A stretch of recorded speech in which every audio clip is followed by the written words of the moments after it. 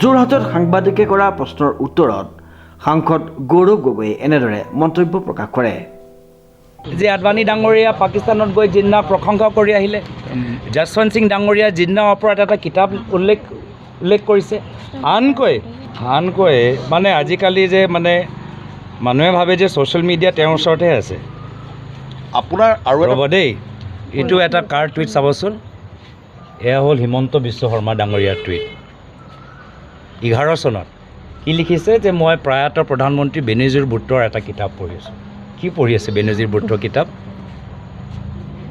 এইটো কোন হয়? এইটো মানে মিছা কথা কোৱা হিমন্ত বিশ্ব শৰ্মা ডাঙৰীয়া নে কোন? এইটো নে বডি ডাবল কোন? মানে এতিয়া সেইকাৰণে যিজনে মানুহে বডি ডাবল কৈ থাকে, যিজনে ক'ব গছপুলি ৰুলে 10,000 টকা পাব, সোণ পাব বিয়া হ'লে, নিজে স্বীকাৰ কৰিছে যে মই 1000 কথা মিছা কথা ক'ব পাৰোঁ। পৰিবাৰে নেপালেদি যায় বা তেনেকৈ যোৱাৰ অভিযোগ নেপাল আৰু আটাৰী বৰ্ডাৰেদি আপোনাৰ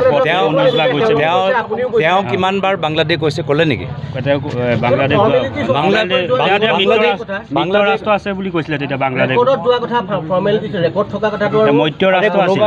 কোনোবা বৰ্ডাৰত কি আমাৰ পুলিচৰ মানুহবোৰ হৈ আছে নেকি? অফিচাৰবোৰ হৈ আছে নেকি? এতিয়া তেওঁ মহম্মদ ইউনিছক বেয়া পায়।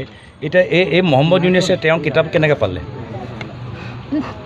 এই মহম্মদ ইউনিছ তেওঁ কিতাপটো কেনেকৈ পালে?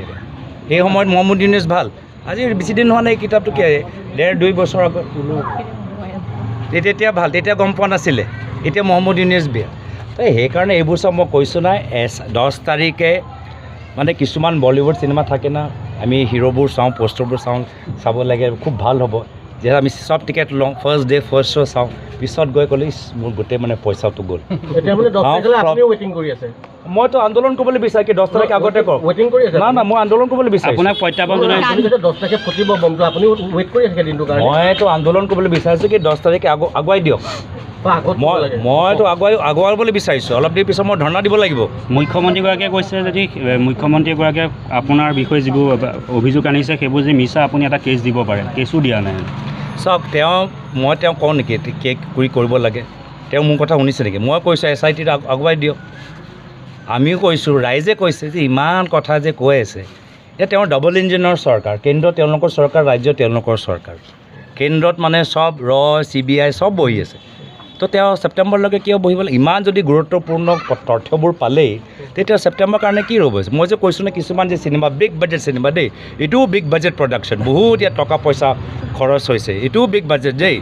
কিন্তু যেতিয়া স্ক্ৰিপ্টটো ভাল নাথাকে, যিমানে পইচা খৰচ নকৰক ফ্লপ হ'বই। আৰু এইটো মানে মহা ফ্লপ।